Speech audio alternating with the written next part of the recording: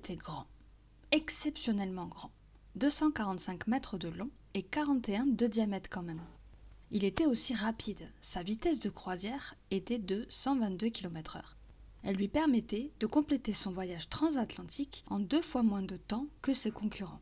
Alors contrairement au Titanic, auquel le dirigeable est volontiers comparé, l'Hindenburg n'a subi son accident qu'un an après son vol inaugural.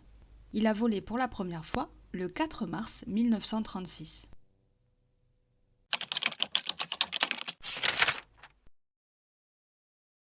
Ce dirigeable allemand était unique en son genre, par sa taille déjà, mais encore et surtout par son impact historique, même avant l'accident. Il est en effet le dernier appareil de la première compagnie aérienne. Cette compagnie en question était la DELAG, D-E-L-A-G, ou, on s'accroche tous ensemble, la Deutsche Luftschifffahrtsaktiengesellschaft. Au moment de l'accident, elle avait changé de propriétaire et était devenue la Deutsche Zeppelin Reederei. L'Hindenburg fait partie de la classe LZ 127 Graf Zeppelin. Ce modèle de dirigeable a eu l'honneur de traverser l'Atlantique entre l'Europe et les Amériques environ 136 fois avant l'accident. La DELAG, ou DELAG, a même fait appel à Heinrich Kubis, que l'on considère comme le tout premier steward de l'histoire. Il a intégré la compagnie aérienne en 1912.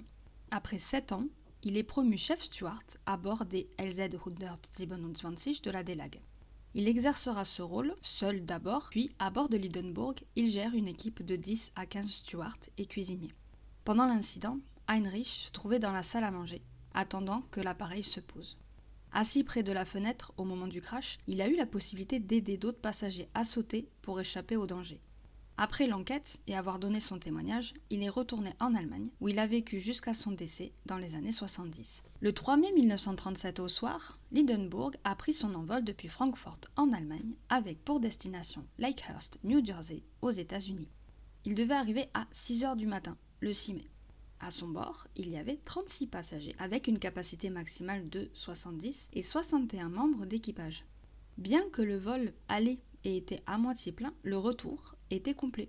Les passagers avaient en fait hâte de se rendre au couronnement du roi George VI et de la reine Elisabeth. Ce fait aurait pu mettre un peu de pression sur l'équipage pour un atterrissage rapide et un départ immédiat. Malheureusement, le mauvais temps lors de la traversée de l'Atlantique a entraîné un retard de 12 heures. L'Hindenburg devait alors atterrir à 18 h au lieu de 6 h du matin. Il lâchera finalement sa première amarre à 19h21. Mais j'anticipe un peu là. Le capitaine du dirigeable, Max Pruss, et le commandant de l'équipe au sol, Charles Rosendahl, restaient en contact constant, dans la mesure du possible à cette époque. À 19h02, Rosendahl aperçoit une fenêtre d'atterrissage et prévient Pruss, qui choisit alors d'atterrir le plus rapidement possible.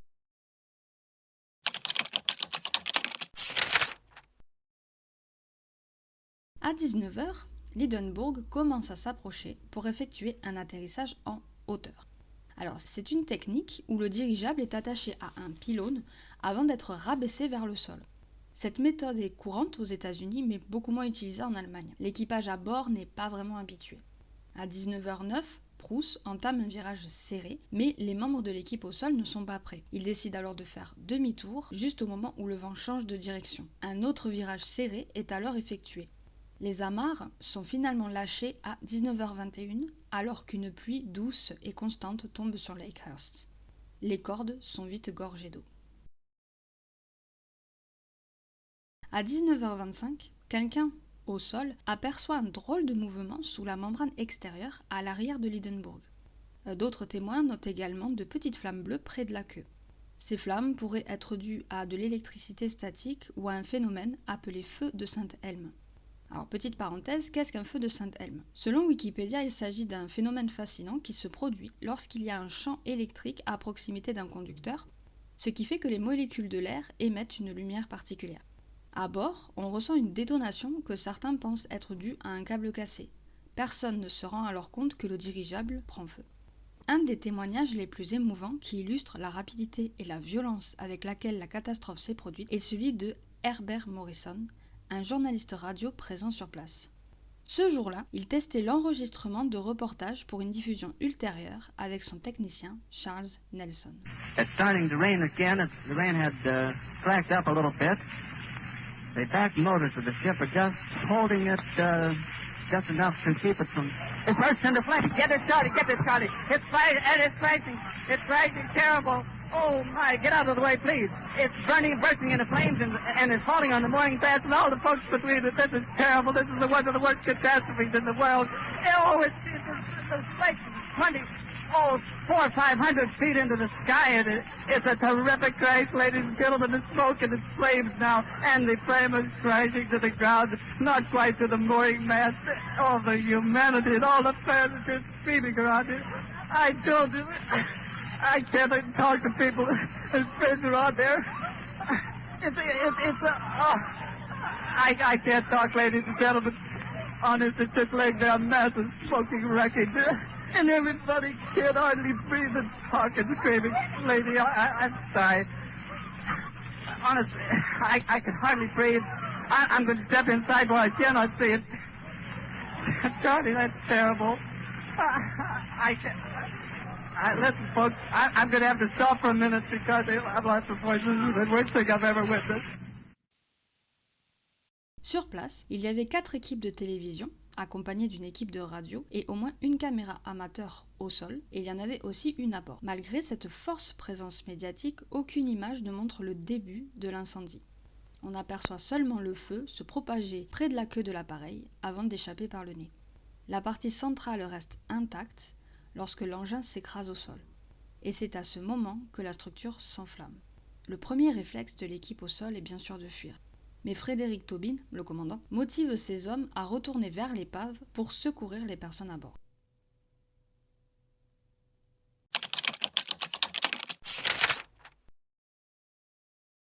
Dr Hugo Eckner est nommé enquêteur principal. Il est aussi l'ancien patron de la compagnie Zeppelin.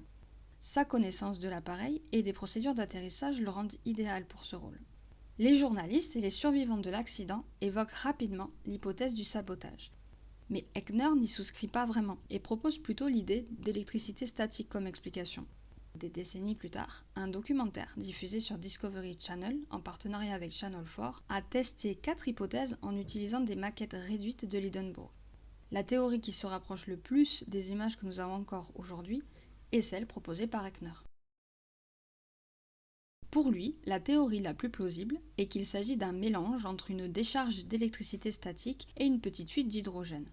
L'Hindenburg était un gros objet en métal qui avait accumulé de l'électricité après avoir traversé un orage. Quand il a touché le sol par sa première ligne d'amarrage, cela a créé un déséquilibre électrique. Puis, les autres amarres, gorgées d'eau, ont agi comme des fils conducteurs, provoquant des étincelles. Ces petites étincelles ont provoqué un incendie en enflammant une fuite d'hydrogène. D'où vient cette fuite, me direz-vous ? Eh bien, il existe 2 hypothèses. La première suggère qu'un trou se serait formé dans l'un des réservoirs, à cause d'un câble rompu lors des manœuvres serrées. La seconde théorie évoque une vanne qui n'aurait pas été bien fermée, ou qui se serait ouverte par accident. Une fois le feu déclenché, il s'est rapidement propagé à travers le système de ventilation et a envahi les couloirs du dirigeable. Ce qui explique aussi pourquoi les flammes ont jailli par l'avant.